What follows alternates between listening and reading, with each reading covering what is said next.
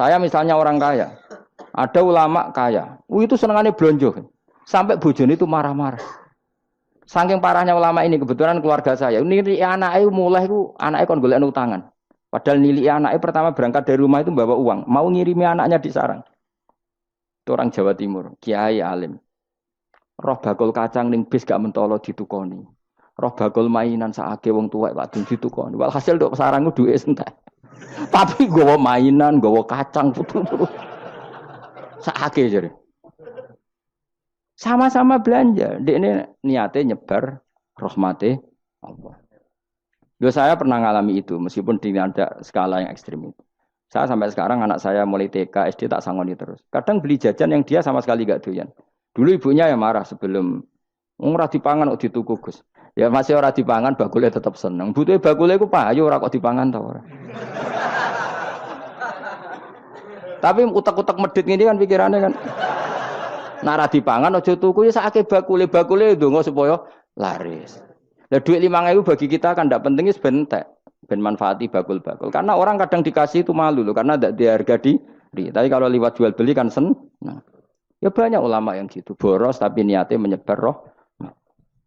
Asal orang soleh itu baik-baik saja. Orang soleh melete. Wah duitku akeh ke tenang wae. Cara zahir melete. Ternyata ngenakno sing dikai ben ora perasaan. Nah misalnya wong soleh terus sopan, duitku pas-pasan tak pangan sesuk wae ora ono. Sing dikai ya sungkan le dul-dul. Maka wong soleh kudu melete ben sing dikai ora sungkan. Bareng ngekek duit wong 100.000. Lah iki lanjiran duitmu akeh ora iso tak hitung ning omah. Ijek karungan. Lah kok karungan piye? Duit 1.000 kerja kok karung gak sak. Butuh wae ngenakno sing dikai apa? Ngenakno sing dikai. Asal wong soleh, dia ngomong gitu itu niatnya juga soleh. Tapi nak wong ra soleh, pancen melete tenan. Bolak-balik wong ra soleh itu masalah. Makanya kancani wong soleh. Mergo wong soleh itu orang yang luar biasa. Kanjeng Nabi ku nak dahar sering ning jaba. Ya biasa. Ketok wong akeh. Karena Nabi gak ada kepentingan beliau jadi Nabi setelah Nabi Isa alaihi salam yang saking sakralnya, saking priainya malah kebablasan dianggap sebagai anak Tuhan. Maka Nabi ngetokno kemanusiaan. Bahkan kalau dahar itu sering di luar.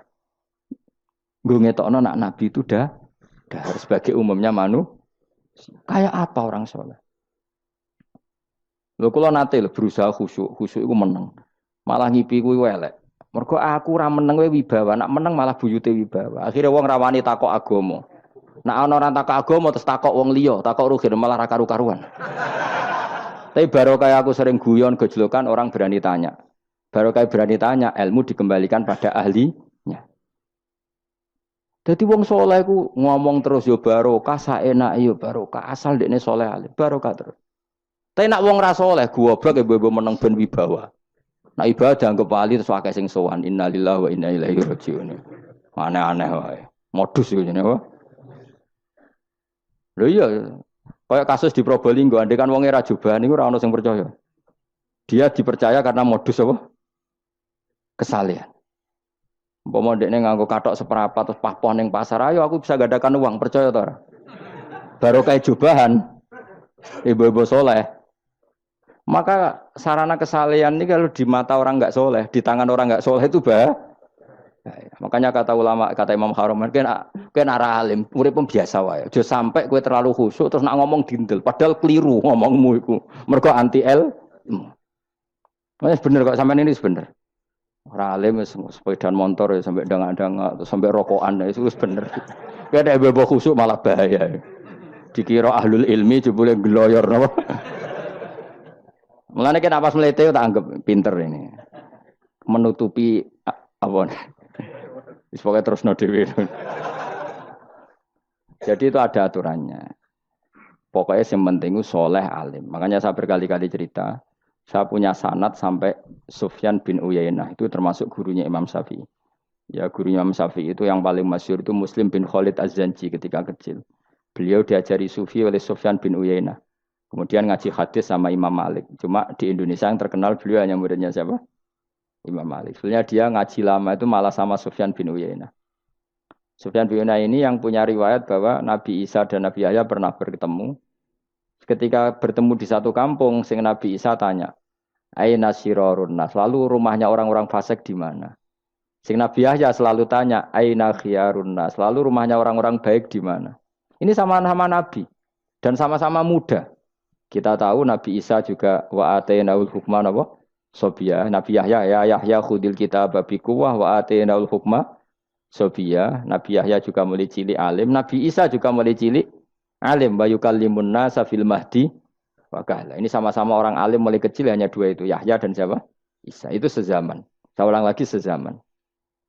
Sama-sama anaknya orang keren, Yahya bin Zakaria, anaknya Nabi. Isa bin Maryam adalah wali besar nasabnya. Akhirnya Nabi Isa yang mulai tanya, "Limada tas'al aina khiyarun nas?" Kenapa kamu tanya rumahnya orang-orang baik di mana? Kata Nabi Yahya, kumpul orang soleh itu enak, nyaman. Ya kan nyaman kan kumpul orang soleh, tidak ada narkoba, tidak ada kegaduhan, tidak ada berisik. Terus gantian Nabi Yahya tanya, "Limada tas'al aina sirarun nas?" Lalu kenapa Anda tanya di mana rumahnya orang-orang buruk? Terus kata Nabi Isa, "Anan Nabi, saya ini Nabi, biman zilatit tabib, ibarat dokter, udawil marto." Maka saya mengobati yang sakit. Kalau Anda seorang dokter, nyari sampling penyakit, nyari di endemik daerah penyakit apa daerah sehat? Penyakit. Ya tapi kalau kamu takut ketularan, nyari daerah sehat apa daerah berpenyakit? Itu sama-sama madhab dalam ilmu. Dulu itu ya biasa, perbedaan seperti itu biasa saja. Karena semuanya karena ilmu. Sekarang enggak, kubu sebelah yang ngotot, kubu sebelah ya dalile pokoknya. Mana ada ilmu dalile pokoknya? Pokoknya kunut itu gini, kalau enggak kunut gini. Memangnya Imam Syafi'i lahir tahun berapa? Kunut enggak kunut itu ada sebelum tahun 12 dan tahun 26. Gue eleng-eleng. Nak di vulgar roh jare vulgar. Nah iku ra paham banget tenan. Maka orang-orang alim tahunya ya kunut dadak kunut itu al-khilaf baina madzhab Syafi'i wa madzhab Abi Hanifah. Sekarang tahu-tahu di zaman akhir jadi politik kayak misalnya begini, tak contohkan lagi perdebatan. Pakai peci putih. Gus Naji itu putranya Mbah Mun, meyakini pakai peci putih sunat sehingga santrinya pakai peci putih. Mbah saya Ki Hamid Pasuruan juga pakai peci putih. Santri sebelah kiri semuanya pakai peci putih karena putih itu sunat, ya sudah pakai peci putih. Tapi kalau Mbah Mun itu santrinya nggak boleh pakai peci putih, haram kata beliau. Kata beliau, "Jong kaji nih wong desa-desa nganti adol Tegal, adol sawah. Mbok saingi ketuli 5.000." Kata beliau. Nglarakno atine wong dosa apa haram? Dosa, Mbah. Lah yo iku dosa, mulane haram. Sehingga takanya akan santri sarang semua. Enggak ada santrinya Mbah Mun pakai peci putih, kecuali yang sudah kaji. Karena pikiran beliau itu menyakiti orang katanya. Karena kajiannya adol Tegal disaingi 5.000. Tapi Mbah Mun sebagai orang alim yang membiarkan pondoknya Gus Naji pakai peci putih. Mbah Naji juga membiarkan ketika pondoknya Mbah Mun pakai hitam. Makanya saya keterusan peci hitam. Saya itu sudah kaji, tapi karena saya mulai dulu nggak pernah pakai peci putih terus keterusan sampai sekarang. Tapi suatu saat aku juga nganggukan kan, entah kapan suatu saat. Jadi aku soal Nabi ya keturunan ireng, keterusan diharamno terus kebablasan ini. Itu logika ijtihad. Sama misalnya khasnya ulama itu pakai jubah, pakai apa? Ya sudah itu khasnya ulama. Terus kayak misalnya neng parkiran macak ngono. Alasannya anut ulama. Kira-kira menyinggung orang apa ndak kira-kira? Kowe kelakuanem cek ra karuan jubah sunah Rasul terus kene parang tritis delok wong macem-macem jubah. Kacau gak? Elek-eleki nasab apa enggak? Boy orang itu mikir, jadi karena ada selalu masalah ijtihadiyah. Abdullah bin Mas'ud dulu itu kalau sholat itu nggak pernah pakai baju resmi, seringnya pakai sarung tok, kadang nggak pakai baju. Ketika ditanya, kamu ashabu Rasulillah, kenapa sholat dengan cara seperti itu? Terus beliau ngendikan, wong ben roh nak standar minimal sholat seperti ini. Kalau saya sholat selalu pakai pakaian sempurna, nanti dikira itu aturan fardu dan umat menjadi berat. Sampai seperti itu ulama menjaga konstitusi bahwa yang penting dalam sholat adalah satrul aurah. Zaman itu sudah sahabat dan tabiin karena Nabi sudah wafat itu sudah pakai pakaian lengkap.